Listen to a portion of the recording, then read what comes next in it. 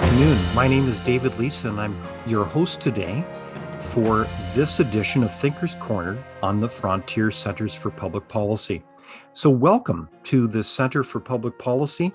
We're going to discuss another interesting topic today, and we're so glad that everyone could join us today. Please feel free to think about your questions and utilize the chat. But for now, we're going to set the stage. Will Alberta stay or go? That is the question. And today's conversation is with Tom Flanagan, one of the editors and co-authors of a new book entitled Moment of Truth, How to Think About Alberta's Future. And here is the book. And Tom, I want to offer you a warm welcome and then certainly an introduction. This session is being recorded, and it can also be referenced later on other social media, including YouTube. I want to just set the stage a little bit and then introduce you, Tom. But certainly we would all agree that Alberta is at a crossroads. And it's fascinating how within the Canadian Federation, we see the marks of many things, including unfairness. And like a Westerner, you can see a great deal of frustration as Alberta struggles with those realities. And there's so many of them. And it's a fascinating history. And this book, I thought, does an incredible job mapping out how to think about this topic. And we'll certainly delve into that in a moment. But a warm welcome to Tom Flanagan. He studied political science at Notre Dame University, the Free University of West Berlin, and Duke University, where he received his PhD. He taught political science and public policy at the University of Calgary from 1968 to 2019. He was elected to the Royal Society of Canada in 1996, and Dr. Flanagan is best known as a scholar for his books on Louis Riel, the Northwest Rebellion, and Aboriginal land claims. His books, First Nations, Second Thoughts, received both the Donner Prize and the Canadian Political Science Association's Donald Smiley Prize for the best book on Canadian politics, published in the year 2000. His most recent book on Aboriginal issues, The Wealth of First Nations, was shortlisted for the 2019 Donner Prize from 1991 to 2012. Dr. Flanagan was actually a key advisor to a number of governments, including that of Stephen Harper. So we're delighted to have you, Tom, and so glad that you could work together as a team to produce this book. Well, yeah, pleasure to be here, David. Well, Tom, this is really quite a far-ranging set of topics related to Confederation and history and, of course, Alberta. But I just want to start off with a question. Why did you write this book? Well, let me explain. First of all, the book was really the idea of Jack Mintz, and Jack brought in Ted Morton and me to help him do the book. Jack is, I think, considered today's Canada's leading economics commentator. It's not widely known that Jack is from Alberta and has a deep attachment to the province, even though he now spends more time in Toronto. So as an economic commentator, Jack is very much aware of the problems that Alberta faces, and he wanted to deal with them in a not just a purely economic way, but to bring in politics as well. So he recruited Ted Morton and me. Ted, remember, was former treasurer of Alberta, spent about 10 years in the legislature, as well as being a professor of political science. So anyway, the three of us then recruited authors and put the book together. So that's the short history of where it comes from. All right.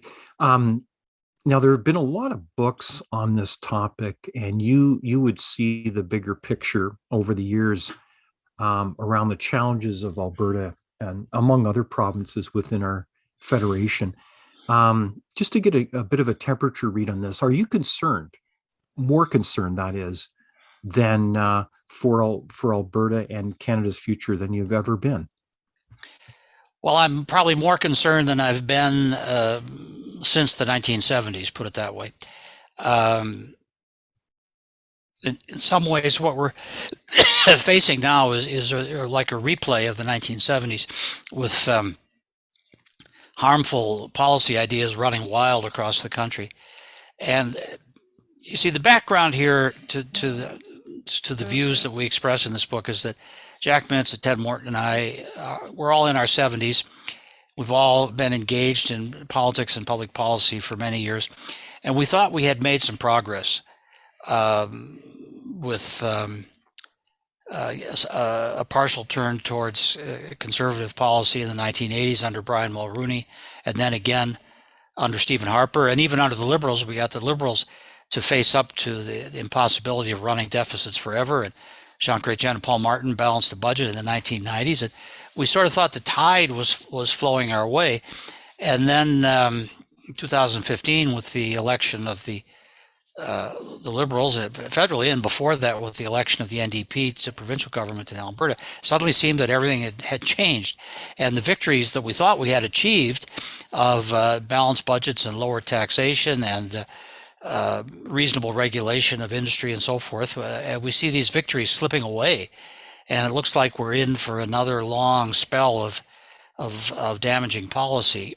And so we're trying to head this off with particular reference to what it means for Alberta. But it is actually part of a nationwide, I don't know if we want to call it a crisis, but a nationwide challenge. Remember, Alberta, of course, is identified with oil and gas, but oil and gas are also produced in British Columbia, Saskatchewan, Manitoba, Newfoundland, Nova Scotia, could be produced in New Brunswick and Quebec if the governments would allow it, and at time one were produced in Ontario. That's where our industry started in Canada, and there's actually, of course, a lot of oil and gas in the Northwest Territories. So this is a national challenge of a major industry being deliberately hamstrung, and Alberta is harmed the most, but the whole country is harmed as well. Indeed. So I guess I was struck by that as well, is that this is not just simply about Alberta. This is about many other provinces within a constitutional framework, a way a country works that is really, frankly, ill-designed to meet the challenges of today. Is that right? Yeah. Alberta is kind of like the canary in the coal mine. I mean, we're feeling the effects worse of rampant green and anti-industrial policy, but other parts of the country are also feeling it. And we've had, Jack can provide all the data on Canada's having the lowest economic growth rate in the G7 since 2015. There's difficulties all over. Our budgetary deficit has spiraled out of control, and parliamentary budget officer said there's not likely to be balanced until the year 2070. If you can, you can hardly say that without laughing. So Alberta's dilemma is real, and it's painful for us here, but it's emblematic of problems across the country. So the editors, the three of us, were not separatists, but we felt we had to look at the separatist option, and some of the contributors to the book are separatist and would be very much like to go down that path. And so we have some essays about what might be involved in that, but we also have essays about how separatism could be headed off, what kind of changes might help to rescue the situation. So can you give us a little bit of a tour here, Tom, of the book? It's just really stunning in terms of the scope of its history. And indeed, as your reference, it's not just about Alberta, it's really about the country and the future of our country. So can you kind of walk us through those kind of key themes, because they're pretty powerful? Well, there's about a dozen contributions, and I can't summarize them all, but let me start with the chapters that Ted Morton and I wrote, because we're both political scientists and we look at this in a political context. And between the two of us, we've covered political history of Alberta from actually prior to provincial status, going back to the days of the Northwest Territories, and right up to the present. So to kind of summarize what we found, right from the very beginning, Alberta, like the other Western prairie provinces, was treated as a second-class province, did not have control of public lands and natural resources. These were controlled from Ottawa, and that put our three prairie provinces behind right from the start. We finally did get control in the 1930s, but a lot had been used up by then. The land had been given away. Um, it's a history of, if you remember the Greek myth of Sisyphus. Sisyphus is, I can't remember what his crime was, but he's condemned by Zeus to roll a rock uphill for all eternity, and when the rock gets to the top of the hill, then it rolls back down. Yes. Sisyphus has to start all over, and that's Actually, how I I see the think history of Alberta. Sisyphus, if I recall, was a legendary king with a knack for cheating death. And so Zeus didn't like that. So then he gave him this assignment to Well, roll maybe these that's what. rocks. Yeah, Right? that's okay. So we're Sisyphus out here. We have been trying to roll this rock uphill in the north, first in the Northwest Territories, and then in the province of Alberta. For well over 100 years, and sometimes we think we've achieved victories.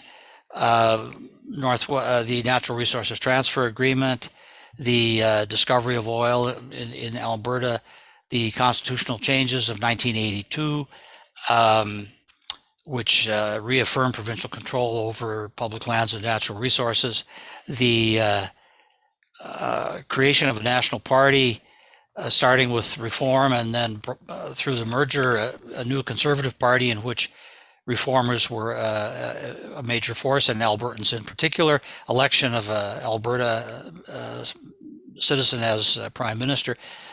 So we thought that these and other things we thought we had made progress in protecting our resources, but it seems that something always happens to yank that out. So Stephen Harper said that Canada could be an energy superpower, but in 2015 we elect a government which starts shutting down pipeline projects. Northern Gateway closed off by the Liberals. They stand and do nothing while other pipelines are blocked in other ways. So we have a chronic shortage of capacity for our main exports. We get a new regulatory system, which makes it harder to build anything new. We have heavy taxes being loaded on our main product. The list is extremely long, and it's. I think the point is not to kill the industry immediately, but to prevent it from growing. Right. Try and euthanize it over a period of time. The government seems to think that we may have to have hydrocarbons for a while, but we can gradually get rid of them and replace them with sunbeams and wind. Yes. And it's too bad about Albertans in the meantime. So you can hardly expect the province to take this lying down without reacting against it. Yeah, and I would say that struck me, Tom. I am not an Albertan. I'm someone who grew up in Southern Ontario. I live in BC. And I tell you, I was actually quite upset reading the book. I have always been a keen student of watching the Canadian Federation, but the analysis was compelling. How Alberta, not to mention other provinces, have really been treated unfairly within our confederation. The dollar amounts here are stunning. It's not just from, say, equalization. It's really almost all the programs are really tilted to take money out of Alberta, among other provinces, to such a degree. These figures end up being quite significant. And the irony that so much of the oil and gas industry is not seen as a national resource, but as a regional resource. Is that right? Well, that's right. Yeah, we have this imbalance in the federation. We have majority of people, like almost 2/3 of people, concentrated in Quebec and Ontario, and then we have the western provinces being rich in natural resources. This is, a bit of an oversimplification, but it's the basic picture. So the political temptation is almost overwhelming for politicians in a democracy to make appeals to the vote-rich parts of the country by plundering the resource-rich parts of the country, creaming off the surplus, and transferring it. Mhm. Now, this is an old story in Canada. We went through this in the early 1980s with the National Energy Policy, Right. which was finally defeated and rolled back. Now, that was bad enough, but at least the government at that time saw the oil and gas industry as a source of revenue. They didn't want to kill the industry. They wanted to appropriate the economic rents. What's different is at this time, the government sees the industry itself as detrimental and has a plan to euthanize the industry over a period of time. So this is even more dangerous than the national energy policy of the 1980s. So today, Tom, then you're saying that one of the key variables on our landscape now is the fact that we have a federal government that does want to phase out the oil and gas industry. Yeah, it's very, Justin said it before he was elected. He said, we may have to leave it all in the ground. Now, he then later walked it back when he realized maybe that was, they say when a politician says the truth, it's gaffe. I guess he realized that this was a gaffe because he said what he really thinks. So he's pursuing it more gradually, but choking off just about all growth opportunities, long-term growth opportunities. The only one that the government has accepted is the Trans Mountain Pipeline to Alberta, to Vancouver. Yeah. But the other pipelines, the government has just stood aside while they were killed in one way or another. So, it's clear what the government's vision is: gradual euthanization of the industry. Well, in that context, I think it's worth repeating that we've had an awful lot of major scale energy projects in particularly oil and gas really put on hold and taken off the table. We have a lot of business investment that sadly no longer sees Canada as an appropriate place to invest. And then the federal government ends up picking up the pieces to purchase these pipelines. So this has been a unmitigated disaster as we look at not only the need for that energy, but also the associated investment and employment, and benefits to First Nations people. And they've been, in many respects, one of the biggest losers of them all. And this is unprecedented. This has not happened in history before, has it, Tom? I can't remember it. Something like this. I mean, all the majors now have run for the exits. Right. 20 years ago, they were heavily investing in the oil sands, and the thing was booming. Now they've sold, got out the best way they can. Canadian companies have bought what's left, but you lose a lot when you lose the biggest international investors from your industry, and that's what's happened. So there is some growth in the system because these major projects come on stream over years and sometimes decades. So there was some stuff planned which has been completed.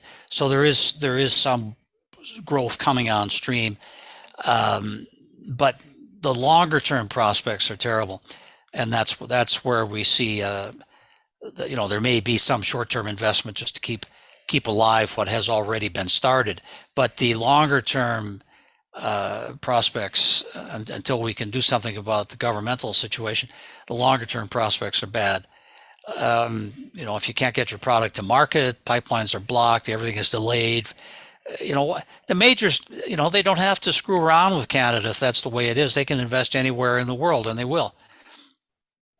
Well, exactly. So when we look at this issue strategically now, what really are the options for Alberta to really turn this mess around? This is a very difficult situation, not only for Alberta, I would argue for our country. Yeah. Well, we ponder this in the book, and we try and make some look at the options. The most drastic option is to head for the exits ourselves.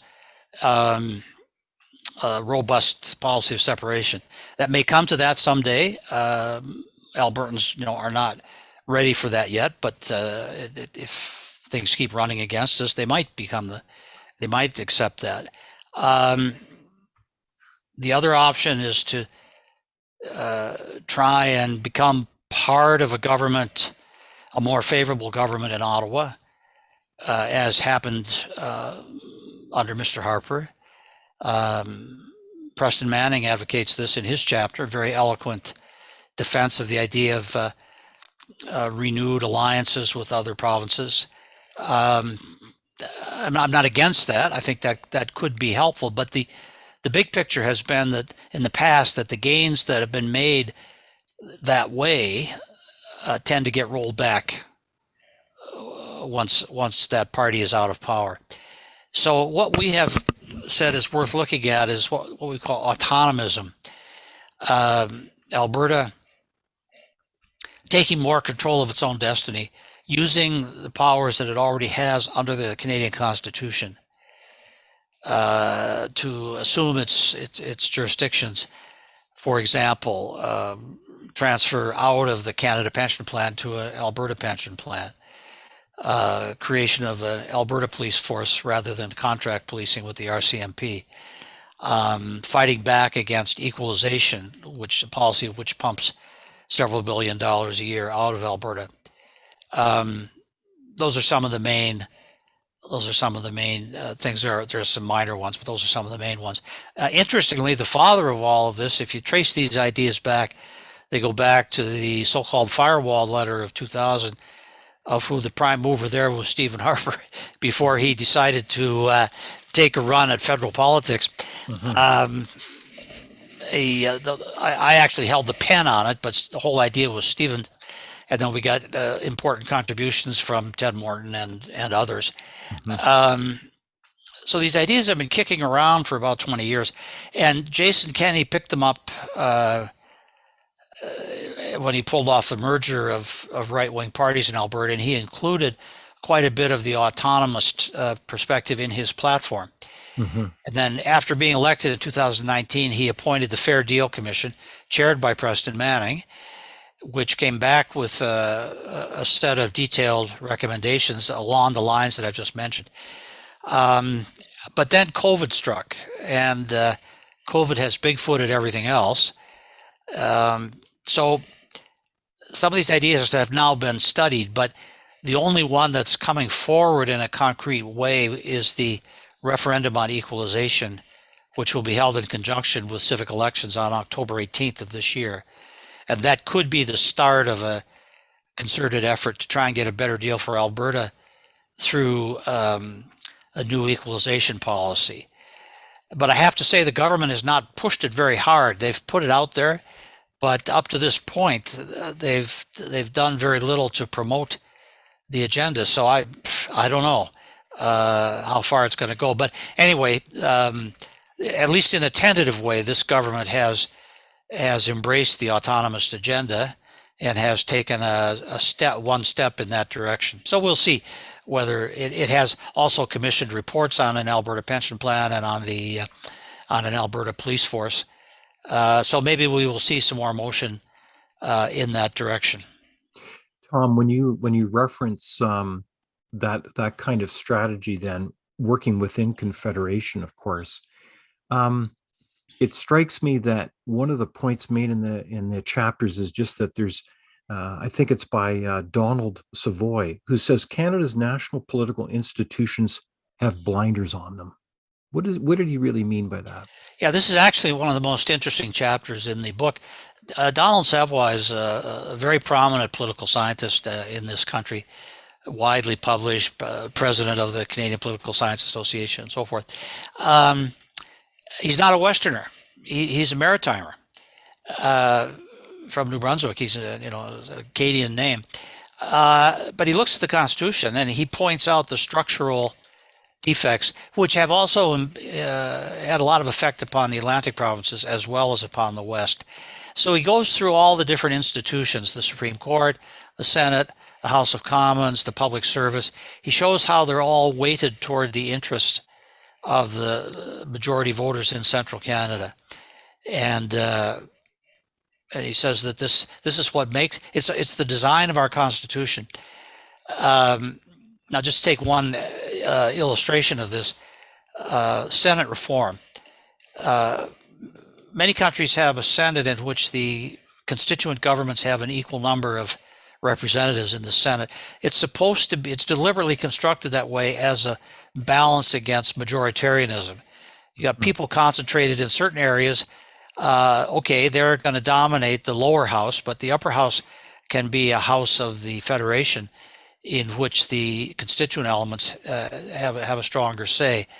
Well, maybe that was supposed to be part of the idea behind the Canadian Senate at the beginning, but as it's developed, with the appointments being made by the basically by the Prime Minister recommending to the Governor General,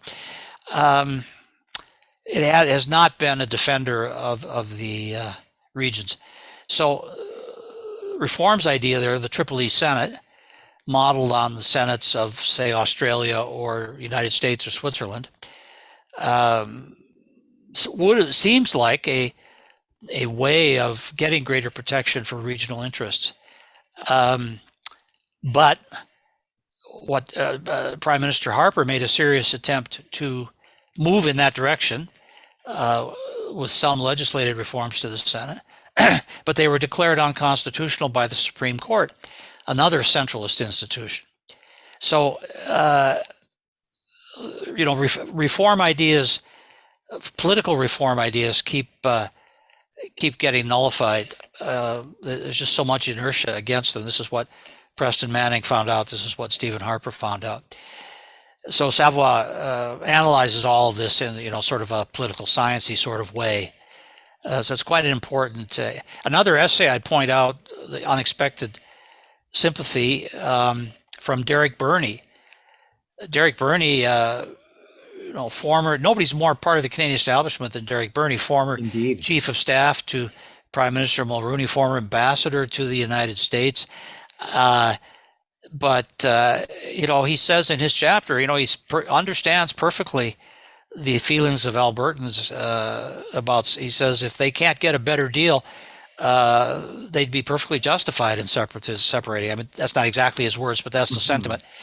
But it begs the question, the situation of Alberta. And, I think it's been fascinating to learn that history that you're alluding to, Tom, because in many respects, the architects of the Canadian Constitution, as Savoy underlines, really migrated a lot of the UK constitutional system right into Canada, and which is more obviously a much smaller country geographically, and geography in Canada is so defining as a huge country.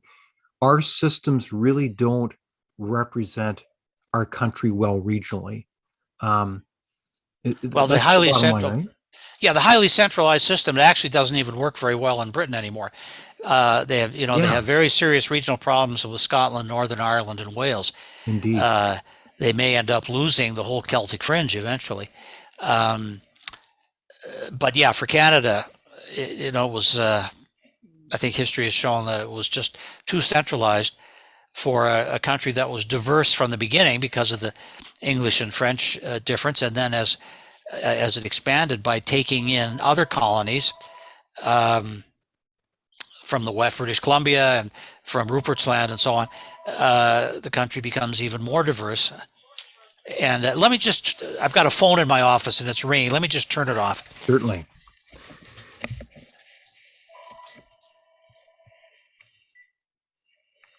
It's probably somebody trying to raise money. I get about 10 fundraising calls a day. This is my punishment for introducing telefundraising into conservative politics when I was working for Harper. Okay. we made a ton of money, and we based our political successes on aggressive fundraising, but now I have to listen to all these calls. Right. So it all comes back to roost, so to speak, Tom. That does, yeah. No good deed goes unpunished. But it is interesting as well because for long years there's been the notion that within every cabinet, federally or otherwise, there's careful selection that goes to selecting ministers for the regional considerations. But within the age of the Prime Minister's office and the power within those institutions, again, the regional voice kind of comes to an end. Is that right, Tom? Well, I mean, first of all, there is no there's no Liberal member of Parliament from Alberta, so there is no Albertan That's a problem in the then. cabinet. Yeah, it's a problem. And we actually, I'm going to go back in history. We got some decent favors from the Chrétien government when Anne McClellan was political minister for Alberta. Um, it's a curiosity now, but that's what unleashed the growth in the oil sands was a deal between Ralph Klein and Jean Chrétien, which was brokered by Anne McClellan. So, but the truth is, the Liberals haven't been able to elect anybody in Alberta, and there is nobody there. The inner circle in the in the PMO also, I can't think of a prominent name from Alberta. Maybe there's somebody there, but I sure don't know about it. They're in So hiding.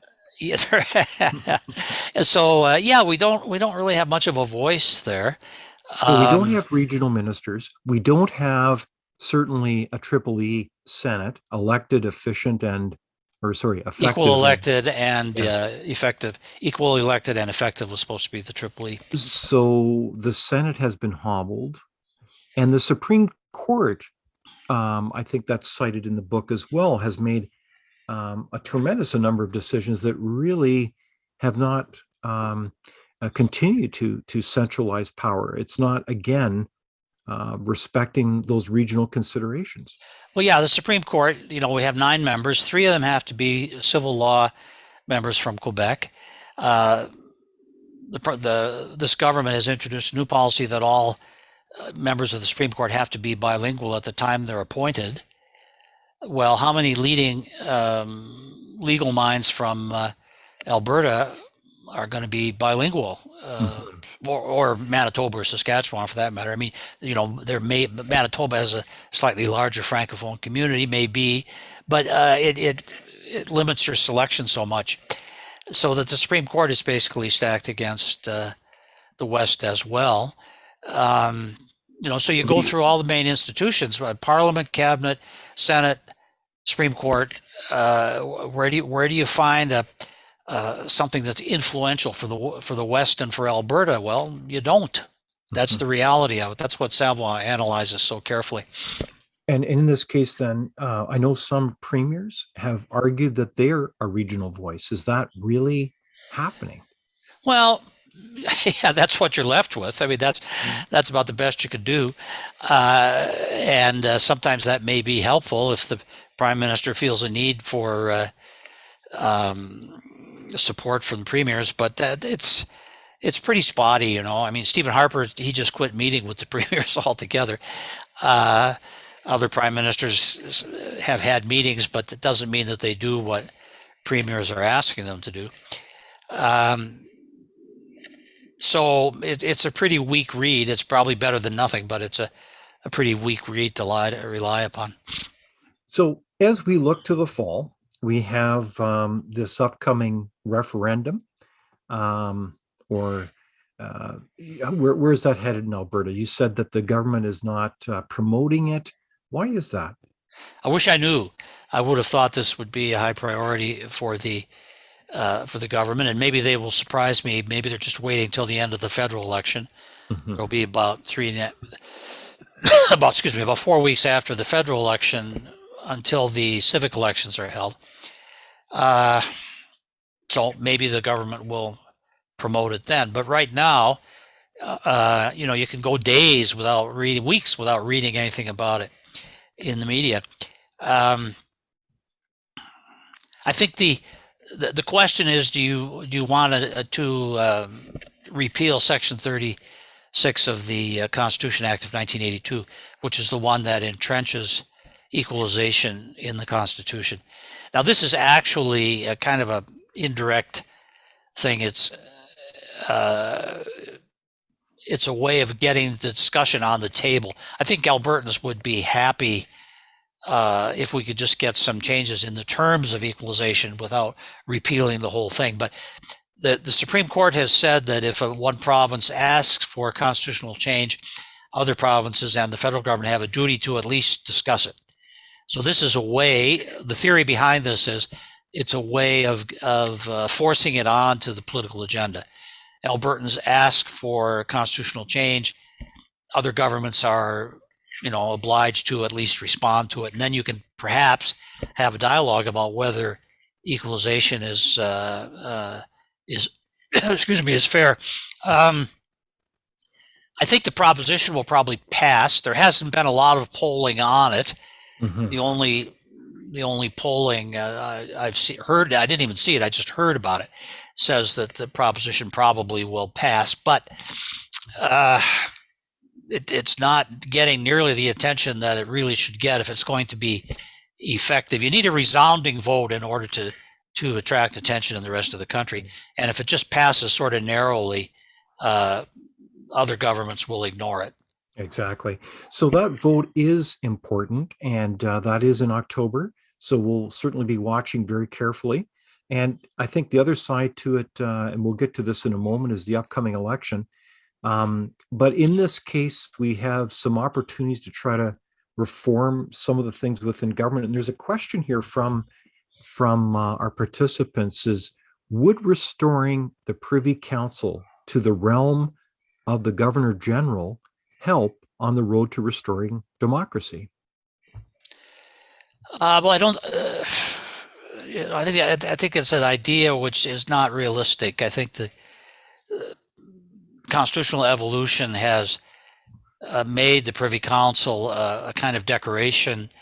The cabinet is the working part of the Privy Council, and it's been that way for 150 years. I don't think it's. I don't think it's going to change. It's, if you were drawing on a blank sheet of paper, maybe you could do it, but I don't think there's any realistic way of doing that. So it's Privy Council is really a kind of a modest convention, but it did have its genesis hundreds of years ago. Is that right? Well, the Privy Council today consists of everybody who's ever been a cabinet minister. When you're appointed a cabinet minister, you're also appointed to the Privy Council. I mean, cabinet has almost no legal basis in Canada. Everything is done in the name of Governor General and Council. So the Privy Council has hundreds of members, but the only time it meets is if, like, the Queen were to come and there'd be a ceremonial meeting. In practice, the working part is the cabinet of the day. So the Privy Council has no real functions. It's just a nice title. Even after you retire or you're defeated, while you remain a Privy Councillor, and you can put PC after your name, but it doesn't denote a function. Right. So I don't think there's a realistic prospect of turning it into a functioning body. Now, Tom, in this whole context of Confederation, trying to make Confederation work better, not just simply for Alberta, but for others, where is the opportunity for Alberta to work with other provinces that have a remarkably similar case? I'm thinking of whether it's British Columbia, Saskatchewan, or even some of the Atlantic provinces. There's some really serious issues here that we need to address as a country to create a better sense of fairness. And these are big dollars that impact people's lives. Yeah, no, absolutely. Alberta is going to need allies to get any change, and Preston Manning is completely right about that. And Jason Kenney has tried to do this. He has visited Quebec. He's refrained from launching all-out attacks on Quebec, and he's actually been quite conciliatory towards British Columbia as well. So I think he is trying to do this, but there's limits on how far you can go with that when other provinces go out of their way to attack your interests. Like Quebec is history on hydrocarbons, not just Energy East, but other projects as well. The government of Quebec has basically said no pipeline can ever cross the soil of Quebec. Well, it's difficult to build an alliance with a province that takes that view. So, but you're right. There has to be an element of that for anything to succeed. Okay, but in that case, when there was the infamous case where a different Quebec leadership expressed concern and refused to give their consent to the major Pipeline East project, including across Quebec, I think there was a lot of, it sent a shockwave right across the country that how could this be that a province like that would instead of using Canadian oil, would sooner import foreign oil. And Exactly. and the reality is that at the same time, I believe it was the mayor of Montreal, Danny Cordair, who said they would refuse to grant that kind of passage, while at the same time we're putting raw wastewater into the St. Lawrence River. Hmm. Yeah, no, absolutely. It's and it's not just Quebec. I mean, Quebec is the most egregious example, but British Columbia also tried to block Yes. any oil pipeline um, from Alberta at the same time as they were greenlighting a natural gas pipeline, which would use gas, which would be produced mainly in British Columbia. Now that pipeline is going through, and I have to give credit to the federal Liberal government for standing behind the oil TMX oil pipeline. That's the one project I mentioned that they have actually stood behind in a very convoluted sort of way, which practically bankrupted it and forced them to take it over. But they did eventually step up on that, and so kudos to the government for that. But that's the one case where they have gone to bat for Alberta. It's Um, really so yeah, remarkable. so when you get provincial behavior like that, it's difficult to reach out.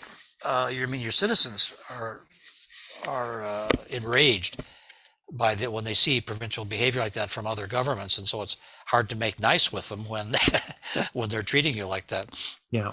So in this context, one of the things that is quite remarkable is the numbers, and I wanted to share this a little bit from the economic analysis in the book. Um, and I believe the measurement or period summarized was 1961 to 2018 period. In Alberta's total net fiscal contribution was $631 billion. And that was compared to Ontario at $768 billion and British Columbia at $138 billion. So these are really quite massive amounts of transfer of monies across these different programs. It's not just equalization. And there's also the recipients. The largest net recipients were Quebec, $497 billion, Nova Scotia at $320 billion, New Brunswick at $212 billion, Manitoba at $184 billion, Newfoundland and Labrador at $177 billion, and the territories at $121. And when you think of it relative to population, these are astounding kinds of figures. And I think the question will be, um, is this sustainable as the oil and gas industry is now going to be phased out in Alberta if some parties have their way? Well, I think the answer is no. Let's be clear about this. The main driver of this astounding transfer is not the equalization program. Equalization program is certainly important and it's worth reforming, but the main driver is the progressive income tax. Prosperous provinces pay much more income tax, which the government of Canada then uses to fund programs to help other provinces. So um, the biggest single thing you could do to redress this ongoing transfer is to make the income tax somewhat less progressive. But in fact, governments have been going the other way of raising the highest rate. Mhm. First thing Justin did when he got into office, he said, "Well, we're just asking you to pay a little bit more." Now, the NDP leader wants to raise it again. The Liberals will probably have to raise it again and again because of their enormous deficits they're proposing. Um, they're going to be desperate for money. So every time you do that, every time you make the income tax more progressive, you penalize the provinces which have been more prosperous. Right. So that's there's a lot more to this, but that's the starting point is the progressive income tax. So I just want to turn to our participants or audience. They're welcome to keep posing questions. Just look at the chat and pose your question. Those are very welcome. As our conversation with Tom Flanagan continues. Now, one of the things I found fascinating, Tom, was the chapter 8.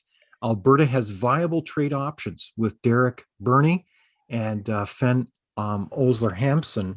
And it was fascinating because one of the, and this is a former US ambassador, bringing forward obviously ways to improve trade, but was some type of autonomous association with the United States of America, no less. So I thought that was a very intriguing option because I don't think that, I think it's the first time I've heard that articulated so clearly. Yeah. Well, there's one school of thought, pushing that line a little bit even further. There's one school of thought that says Alberta would be better off as an independent country because um, international treaties and international law give landlocked countries a right of innocent passage.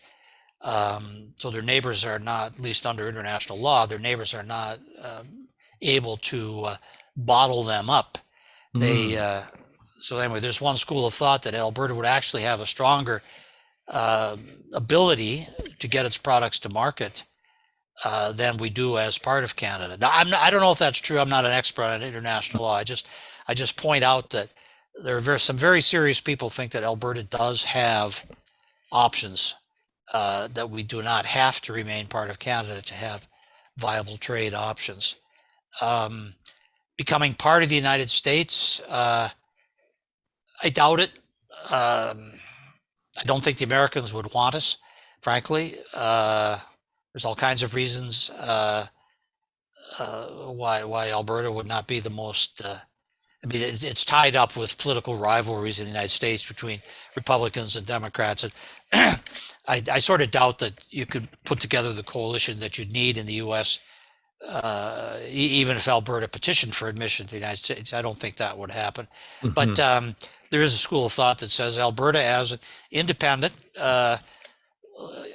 landlocked, yes, on the map, landlocked, but still under international law, would have better opportunities for moving its products than it has now. So I just tossed that out without being able to Okay. say for sure whether that's true, but Right. that's what some people think. So there's a range of options. We have, on one hand, trying to improve the existing federation and all those systems, given their quite profound limitations in history and their really focus, frankly, on Ontario and Quebec. At the same time, I think what's alluded in the book several times is how can the province of Alberta, among others, mimic Quebec's special rights that they've been able to carve up. As we look at the current election, the Bloc Québécois is advocating for even more powers, of course, in this election. Is that a play for Alberta? And if so, why are they not all over that? Yeah. Well, it's funny. We History could have moved perhaps in a different direction if Preston Manning, when he founded the Reform Party, had not wanted to create a nationwide party. Mm. Um, the Reform Party was just a Western party in its first two elections in '88 and '93, but then subsequently went. Well, in '93, it included Ontario and the Maritimes, but then later went into Quebec and became fully nationalized. Um, Most people, or many, not most, many people in '93 in that election thought that we would get a minority government because they thought that uh, reform would sweep the West, but would not have any impact elsewhere. So they thought you'd have a lot of reformers from the West, a lot of BQ members from Quebec. You'd have conservatives and liberals from Ontario and Atlantic Canada. Nobody would have a majority. Pizza Parliament. Um, Maybe a Western Reform Party might have had some been a coalition partner. Well, what happened was that Reform did sweep the West, but also undermined the Conservatives in Ontario, so that the Liberals swept Ontario and they cruised to majority government then, three successive elections. If you had a purely Western party, possibly it could be like the Bloc Québécois. It could be a regional voice and prevent anybody from having a majority. And so then it might become an important coalition partner, or at least supporting a minority government might be able to get concessions in return for its support. But we didn't take that path. Preston wanted a national party. And his strategy seemed to work. I mean, indirectly leading through mergers and renamings, and then we end up with the United Conservative Party. We ended up with a national government for 10 years, which was relatively sympathetic to the West. But that government was eventually defeated, and we seem to, Sisyphus rocks has rolled downhill again. So interestingly, the new Maverick Party in Alberta and Saskatchewan is now talking about being a purely Western party, but they don't show any signs of going anywhere this election. So I think it may be the right idea, but I don't think it's, at least in Alberta, people are so desperate to replace the Liberals that they just want to vote for the party they think has the best chance of replacing them, and that would be, for now at least, the United Conservative Party. So I think UCP will probably sweep Alberta this time. What does that leave us with? A Liberal Party again, supported by the NDP? That's probably worse for Alberta than a Liberal majority. Isn't that ironic? So perhaps we could shift a little bit to the election, Tom. I know that you have incredible experience and a keen observer of our political landscape. What's your sense of how the election has started off, Tom? Well, it's been extremely interesting because there was all this polling before the election showing the Liberals with a big lead, and all the Liberal mouthpieces in the media, the CBC and the Toronto Star and so forth, one attack after another against Mr. O'Toole. It looked like it was going to be a foregone conclusion, and the Liberals were scattering money around the country like crazy. $500 check for transfer payment to seniors, and on and on and on. $6 billion for Newfoundland for Muskrat Falls, and $1 billion to Alberta, Calgary for the Green Line. I lost track after a while. But as soon as the writ was dropped, the Liberal lead started to disappear. And the latest tracking poll results I saw this morning, Nano's tracking poll, the Conservatives were actually in the lead. Now, there's still 3.5 weeks to go. I'm not making any predictions, but it is not unfolding as the Liberals were expecting it to. I think O'Toole had been unfairly vilified, and people, when they actually see him, he comes out, they see, hey, this guy can walk and talk at the same time. And O'Toole is an accomplished person. He's been in the military. He's a lawyer. He was an MP. He was a cabinet minister. He's a very decent, experienced man, and so sometimes this happens. You get a rebound effect, and I think that's happening here. Now, as I say, I can't predict who's going to. We have to remember that in the last election, the Conservatives got more votes than the Liberals as well. But the Conservatives run up, you might call them supermajorities, in parts of Alberta and Saskatchewan, more votes than you actually need to win. An over-concentration of them. Yeah, they don't get you seats. So you have to get the votes in the right places. This is, would you call it a horse race? Yeah, well, right now I would. If Justin comes back with less than a majority, he's going to be seriously damaged. Two minorities in a row, the knives are going to be out. I don't know whether the NDP will prop him up again. All these are unanswered questions, but it's it's actually quite exciting now. And my biggest weakness as a pundit, David, I could never foretell the future. If I could have foretold the future, I would not just be a lousy retired professor now. I'd be right. Something far more important. But I could never foretell the future. So all I can say is it's become a lot more exciting than everybody thought it was going to be. Indeed. So when we look at the election, boy, are there a lot of hot topics. Just right off the top, we've got things such as If we look at the past record of the government, we've got concerns regarding ethics or corruption. I think of SNC Lavalin. I think of all kinds of more recent things that really relate to how did the government really manage this whole COVID-19 lockdown and associated issues. And now we have things such as vaccine passports to um, the whole challenge of Afghanistan. We have arguably significant attacks on basic freedoms that we seem to take for granted on the internet or elsewhere. The reemergence of human rights commissions. On the economy, we've got some challenges there in inflation and debt. I think we've spent, Tom, more money than, in fact, World War II as well. Mhm. It's hard to believe, and that's just a quick summary. What are the key issues that you think are going to drive this election?